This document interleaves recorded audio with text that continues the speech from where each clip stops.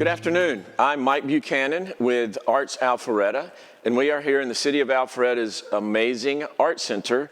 And we're also here today to talk to Tracey Burnette from around back at Rocky's, a stunningly wonderful folk art gallery up in Dawsonville, Georgia. And Tracey has a lot of the pieces from her gallery here in the present show, which is Art in Your Backyard. And so, like I just said, a lot of the pieces are from around back at Rocky's place up in Dawsonville. And we're just going to walk around and talk to Tracey a little bit and let you see some of the art here and have her talk about some of the artists and what the pieces mean to her and just learn a lot more about folk art. And hopefully you can too. So we're going to be thrilled to do this for you today. And so initially I want to talk to Tracey about your place up in Dawsonville. So how did Around Back at Rocky's get started? Well, actually, it came to me in a dream. One night, I had a dream, and this was right after I had lost Rocky. I had him for 13 years. And Rocky is? Rocky is the logo here on the logo. Rocky was my 5-pound Pekingese. That he would go to work with me, he would go everywhere I went. And so from missing him at night, the next morning, one of the next mornings I woke up and I had this dream in my mind that I was going to open up a folk art gallery after collecting folk art for several years, that I was going to open up this folk art gallery in my dad's lawnmower shed in the backyard, which was around back of my house. And I had to name it after Rocky, so the name of the gallery came up Around Back at Rocky's place. After we did a little remodeling on the lawnmower shed, we had opened up with 24 artists, and those were the artists that I had collected over the years. And we found out real quickly that we needed to incorporate a bigger building, and now we're pushing somewhere around 300 self-taught artists in the gallery. And so self-taught, is that what defines a folk artist? To me it does. Yeah. That an artist, now you've gone through school here in the United States and you may have had some art classes, but pretty much self-taught artist is, a lot of them are through the generations. If grandma did it, dad did it, and then it goes on down, just like the potters. Potters are several generations. And as well as painters, well, all artists. So yes, the self-taught is what we consider. So what drew you to folk art as opposed to other types? Oh, that's a good question. It wasn't stiff, very colorful. Anything is pretty much accepted. Just because that fence post is not painted on a canvas in the right perspective, it's okay. Anything goes, pretty much. Any medium goes. And bottom line, it makes me happy. Then that's a good thing. And I can definitely say, having been to your gallery many times, that it is a true hidden treasure of Georgia, and everybody should go visit that place because it makes you happy to walk around there and see all of the colorful art and to talk to Tracey about everything. And so what we have here is a small sample of what she has at around back at Rocky's place. And so we are thrilled to take you through the gallery now and to talk about a few of the pieces that are here.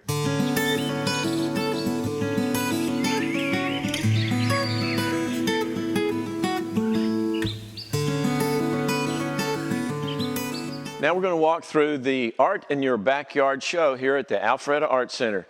So we're going to let Tracey talk about some of the pieces that she has loaned very graciously from her gallery up in Dawsonville for the show here.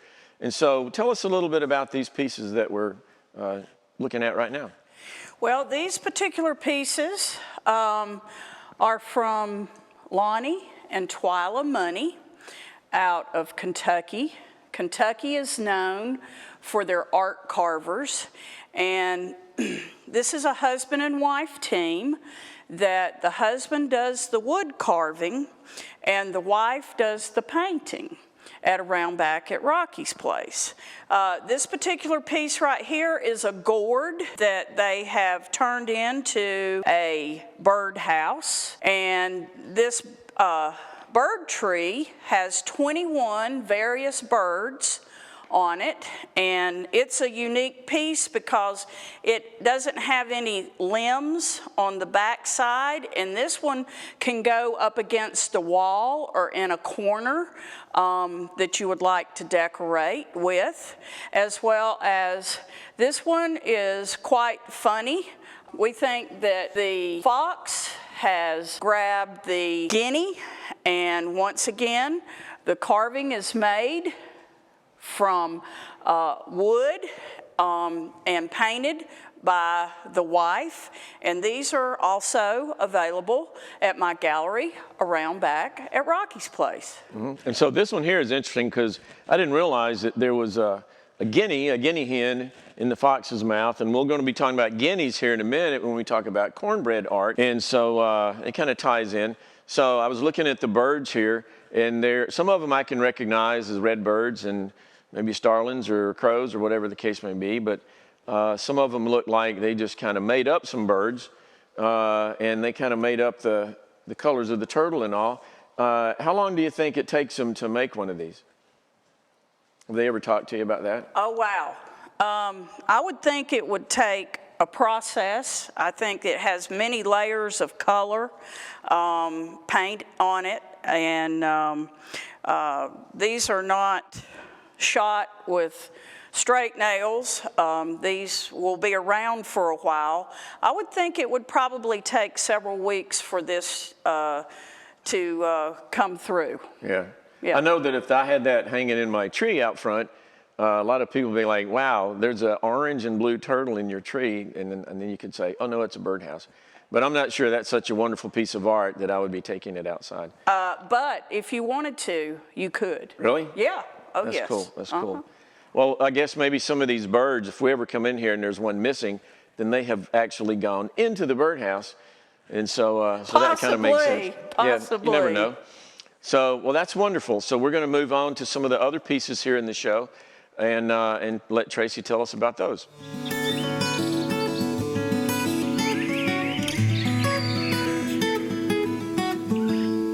So now we're going to move on to some more wonderful art here in the gallery, but I want to talk to Tracey a little bit about where the artists are from. I understand a lot of them are Southern.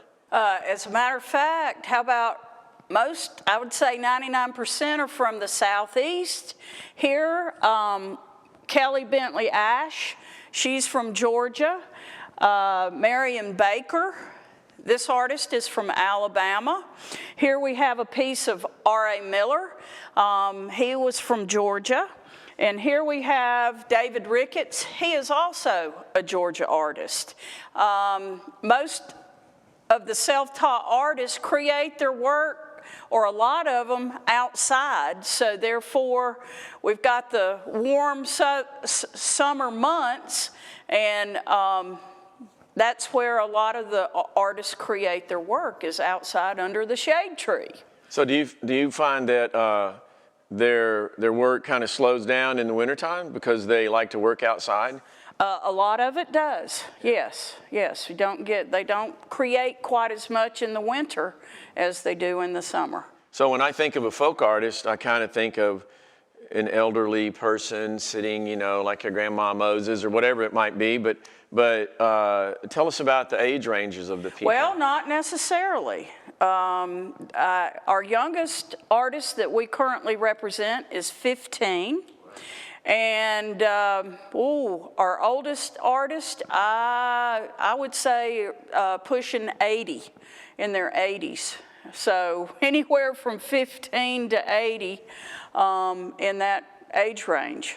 Do you find that when you talk to the artist about what got them into folk art, we learned what got you into folk art, but do you find that it was later in their life, or was some moment where all of a sudden they realized that I just have to paint, I have to create? What's kind of been a consensus Well, of that? sometimes experiences happen in their life that make them pick up a brush. Sometimes it is passed on from generations. And sometimes it's just somebody that feels the need to create. So it's a lot of different avenues that make a person become an artist. So it's kind of all over the place. Pretty much. And then, but now they're all together. Whether they started young, old, pottery or painting or mixed media, whatever, now they all come together around back at Rocky's. Absolutely. Way cool. So do you want to talk about a couple of the specific pieces here? Well, I'd like to start out with talking about R.A. Miller. R.A. was an unusual type of guy. He has since passed. He would take old gutters and pieces of tin that people would tear off their homes, and he would recycle them. He would beat the gutter out to where it would be flat with a hammer, and then he would cut out, using tin snips, cut out various animals. This one happens to be a dinosaur. And he would cut them out, and then he would allow sometimes his daughters to paint these. And he worked outside most of the time. In the winter months, he would sit in front of the heater with a flat piece of metal in his lap. Many times I would take him metal from scrap from my brother's metal roofing business, and I would also take him Sharpies and markers, and he would sit and draw on his lap. And some people may have drawings of RAs, and that's what he did in the winter months. And so here, this piece by David Ricketts, he has used a wood-burning tool and carved out of wood. And then he comes back and paints or stains his pieces. This painting here, these two are by Marion Baker. She is from Alabama, and on her works there is 11 different layers before she creates or gets to her finished product. If you notice, she incorporates numbers on all of her works, and those are bingo numbers, and she likes bingo, and sometimes if she creates a piece for you, she will ask you what numbers are important to you. So her pieces, and when she started creating on game boards. That was what her first works were made on, was like a Monopoly game board. She would find all these game boards at a thrift store, and that's what she created her paintings on. Oh, that's cool. Isn't that cool? Yeah. I noticed that one kind of asked a question, the one with the bear. There's a bear where? And in the middle it says over there. And so it's not just looking at it, you can kind of experience more than just visual. There's a lot of things going on in each of these. And what you said a while ago initially about folk art, one of the reasons you liked it was the color. And so all of these certainly are wonderful examples of how color can make us smile. Absolutely. And then right next to you there, this is a Kelly Ash, that she has created and attached her painting to an old RC Cola Coke flat. Back in the day, the wooden Coke flats. And Kelly's work, it could be acrylic, it could be crayons, could be pencil, colored pencil. She incorporates vintage magazine sayings as well as vintage materials, mixed media, as we call it, on her work. And when she works, she about will wear you out because she's grabbing something different about every 30 seconds to put on her created pieces. Well, they're all wonderful. I can't wait to see what's coming up next. Okie doke.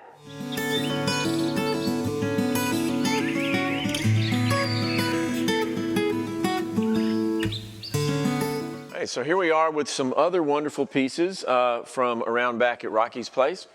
And so I'll just let you kind of tell us about, maybe we'll start with this jug because that's pretty prominent back here. Oh my, Mike, that piece is by Dow Burchell, and that is probably a 7-gallon face jug.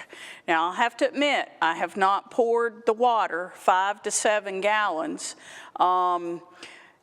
in to measure, but these runs on the face of this jug were created by glass. The potter puts glass, probably was placed on top of the jug, and in the firing process, the glass runs, and that's where you get those runs off of his face. So it wasn't an after thing, it was all done at the same time? Oh, absolutely, all done within the firing, yes. Cool. Uh-huh.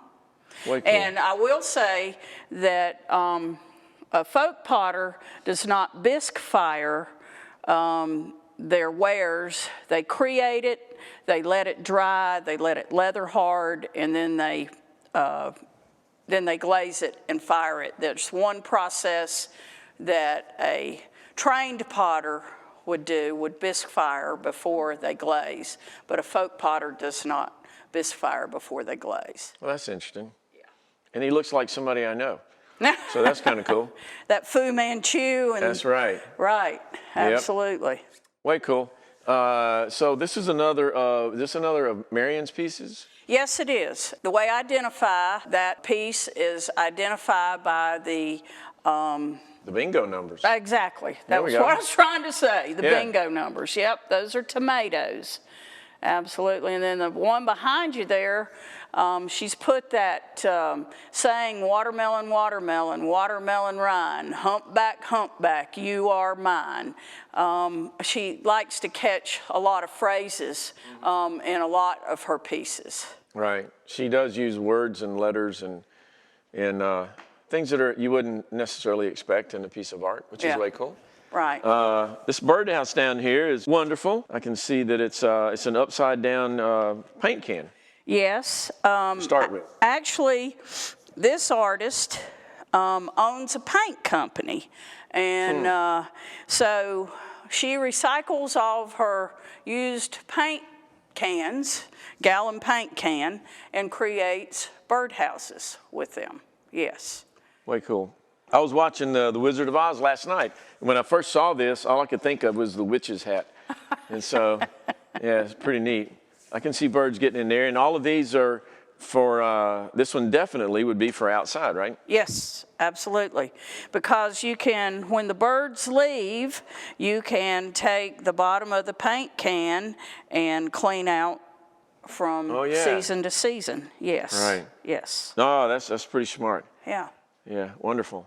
And so the birds, so now, once again, we've got bird houses and we got the birds that like to go in them. And so is this from a different artist that we've already seen, or is this? Mike, it sure is. This is from J.L. Nippers, and J.L. Nippers is a chainsaw artist. These crows were created by holding a piece of cedar wood between his feet, and he takes the chainsaw and cuts out the grooves for the wings, and I think this is the only bird ball tree that has ever been created. These balls, if you can remember back in the 60s and the 70s, when your mom and your grandmother had the glass grapes that were always on the dining room table. Yep. Well, these are the glass grapes from those decorations that people used to have back in the 60s and the 70s. And that's where we get the balls from. And also, like I said, it's all cedar except for the actual glass bird balls. Well, that's cool. The glass bird balls, at least they actually, this is a much better use than what I remember them being on the dining room table, I think. Never was a big fan of those. Colorful, yes, it does. Adds a little color and pizzazz. And are these it. Georgia artists, Alabama, Tennessee? Actually, JL is Tennessee. The birdhouse, Wanda Kirk, she is Georgia. Dal Burchell is Georgia Potter, and Marion is from Alabama. Way cool. And so, so the last one over here that is framed with like 1x1 rustic wood is a very colorful piece. You want to tell us a little bit about that? This piece is painted by the artist Raz. I'm going to slip and give his name. His name is Tim Stowers, and he was inspired by cornbread. Oh. And he said he felt if cornbread could paint, so could he. So he paints a lot of flowers and a few animals and uses reclaimed wood and makes his frames out of those as well. And this is a Georgia artist too. And what you said, that he, not trained, but he decided that I can paint. And I think a lot of these people, from what I gather and listening to you and looking at it, is they, whatever inspired them, and they looked around to see what was near them, and they said, I can use that to make art, as opposed to having to go out and find canvases or whatever the case may be. Even though a lot of these are wonderful on canvases, so much of this is recycling things that were right in front of them that they never saw as a piece of art till that moment. Absolutely. I know I've got another artist that you never know what medium he's going to be working with. You never know if it's going to be a three-dimensional piece or a painting. And one time I said, why did you create this? And he said, because I got a box of caulking at a yard sale for a dime. And he said, I had to put that caulking to use. And I'm like, that's just like, wow. When I taught elementary art in my art room, I would take people's trash and we would turn it into treasures. Nice art pieces. So when you talk to somebody, and I've done this, and they'll say, oh, I'm not creative at all. And but then you talk to these people and you realize that we all have it in us to be creative if you just take the time to pay attention. It will come out. It is there. Yep. The Creator has given us all a little creativity somewhere. Well, these are great examples of that. So we're going to move on to a few more pieces, and now we're going to look at a piece from cornbread.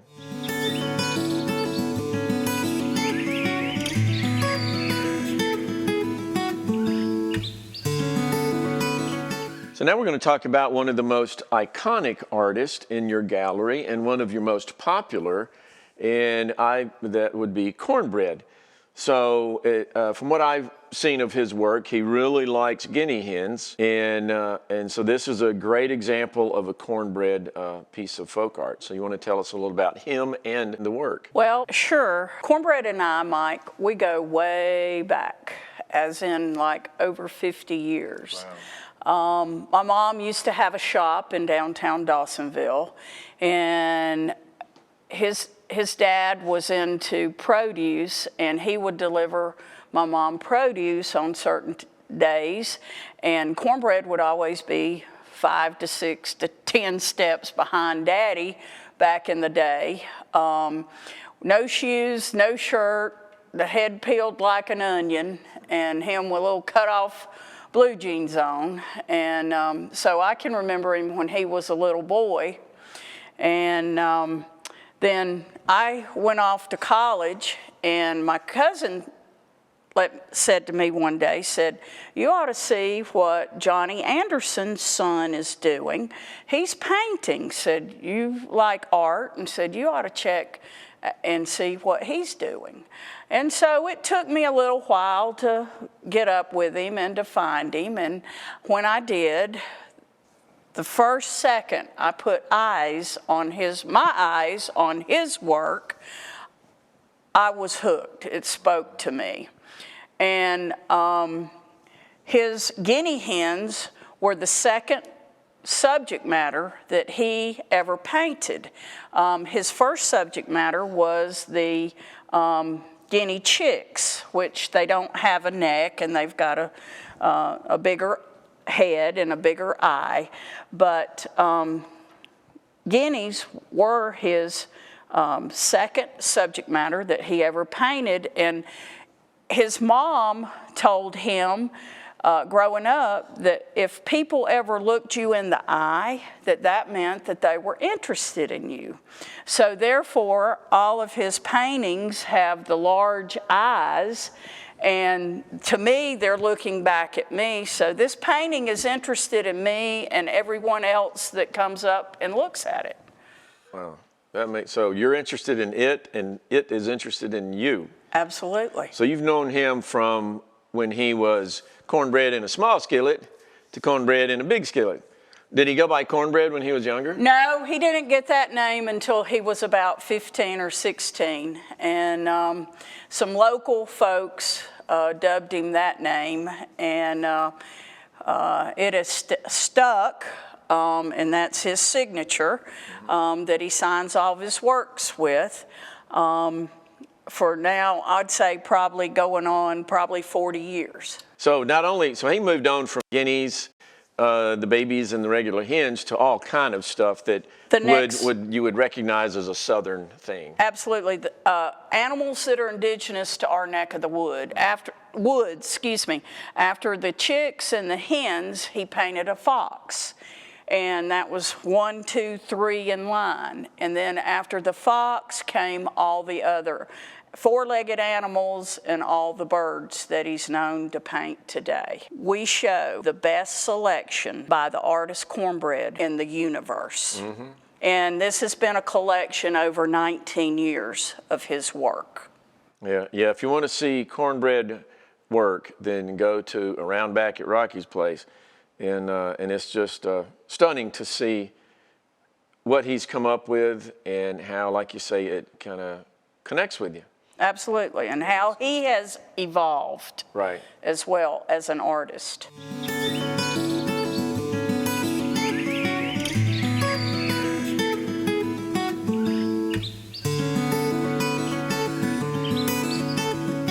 So now we're going to talk about some more art here in the gallery in Alpharetta at the Art Center. And hopefully you'll get a chance to come by and see some of these things. If you can't see them here, they will be at around back at Rocky's Place in Dawsonville, where Tracey is the owner. And so we're going to talk about this and some other wonderful pieces. I really like that, and this is fascinating. But why don't you start with the big one on 10 over here, and we'll kind of work our way around. Oh, this piece right here, Mike, this is by Scott Peppers. Scott Peppers is a realtor, and for relaxation, he paints, and normally he paints on repurposed tin pieces. Everything he also paints has dots somewhere on the painting.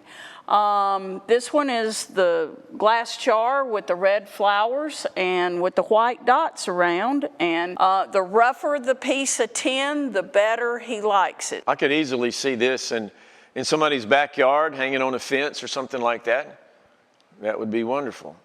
Absolutely. Yeah. Yes. And so this one here is real intriguing. The guitarist, whatever he's singing about, is making its own image against the background. And so tell us a little bit about him. Actually, that painting is titled Hot Thomas. And that was actually a person in South Georgia that the painting is painted about, the subject matter. And the artist is Stephen Chandler, and Stephen is known as the red mud painter from Georgia. The guitar and the flames actually are both of these are mud along with acrylics. And so all of his paintings, he incorporates Georgia red mud with all this, just like the one behind you over there. That's a cotton jug, a Crawford County cotton jug with obviously cotton in it. And the majority of that painting is painted with red mud. Wow, so that's fascinating. I didn't realize that. Does he have a special place he gets his mud paint? I wouldn't say, I'm sure he has a special place, but I'd say Georgia red mud. Okay, well, Yeah. it's certainly red, that's for sure. Absolutely, it sure is. Yeah, and so wow, that's fascinating. Yeah. So this piece here is a great example of mixed media. Yeah, this is a recycled fantasy fish by Lisa Perkle. And Lisa likes to create art from recycled objects. And therefore, on this, there's lots of recycled. I have to be very careful in handling them because of the recycled tin that's on there. Yeah. Yeah. Mm-hmm. Well, that's cool. Yep. And these guys here, I think I recognize these from being up in the Georgia hills where the pine trees are, and the little burr balls will fall off and you'll see them, and somebody evidently saw those and realized that, oh, well, they're not just a pine tree burr ball, they're a yellow bird, chick, or whatever it might be. That's correct. That is from Tom and Judy Touchstone, and they're the artists that create art from whatever they happen to have at the time.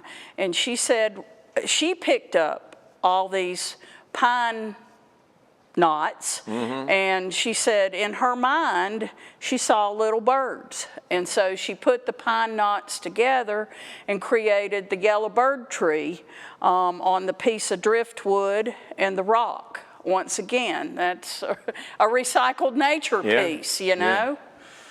That's so great. You never know what they will create and what medium they have to work with. So when they do a walk in the woods, then they see more than just what's there.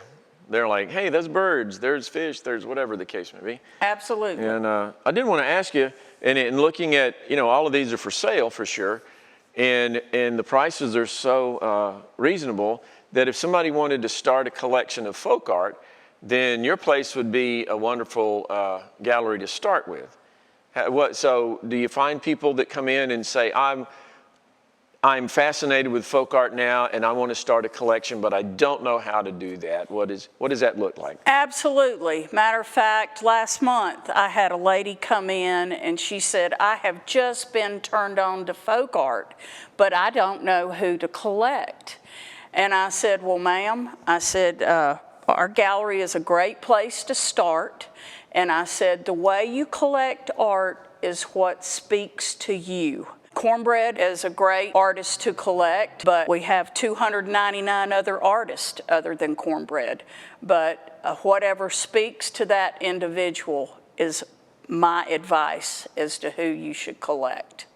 And once somebody starts to collect folk art, I would think just with the variety of it, or they seem to produce lots of work, that it would be a fascinating journey to go on to see what else these people are creating and what else speaks to you next time. Well, that's interesting because when I personally started collecting folk art, it was a face jug. It was pottery that drew me to the genre. And then the next thing I knew, it was a painting. And then the next thing I knew, it was a wood carving. So it's, once again, it's whatever speaks to you and whatever medium speaks to you. So what you find, what you connect to changes just as much as the artist topics. absolutely, and the artists, just like the Touchstones, not all artists paint. I know, I'm going to use cornbread for an example. He created one kiln of face jugs and pottery. I think he created about 80 pieces. And I happen to own a couple, but I don't own 80, but Right. they're out there in the world that he decided he wanted to try his hand at working clay.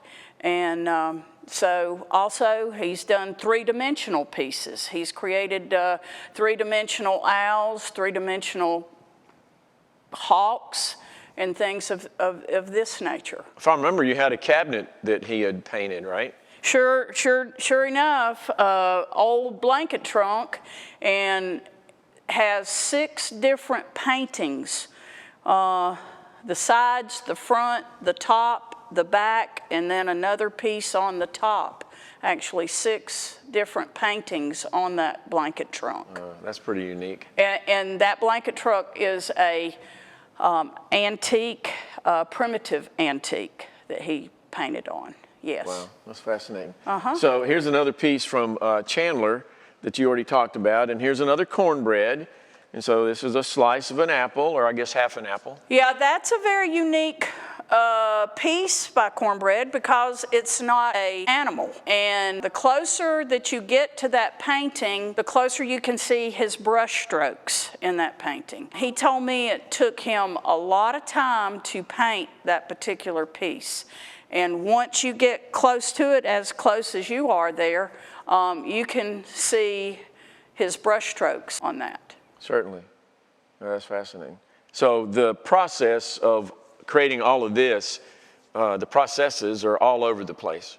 So he has his, and it works for him, and then somebody else is using mud from the ditch out back and pine knots that they find walking down to the creek, and so it's fascinating. Absolutely. What about the snakes, which is appropriate for this time of year because they're all out and about right now? They're starting to move. That is Teo, and Teo was also inspired by cornbread and R.A. Miller, and therefore he cut out, repurposed tin, and creates his pieces with that. And the kitty cat right there next to you is Rebecca Llewellyn, and her husband is Chris Llewellyn, the noted folk artist. She and Chris had a son, and she said that to help with the cost of the diapers, she was going to start making, this is made out of metal sheets, and she started making kitty cats and dogs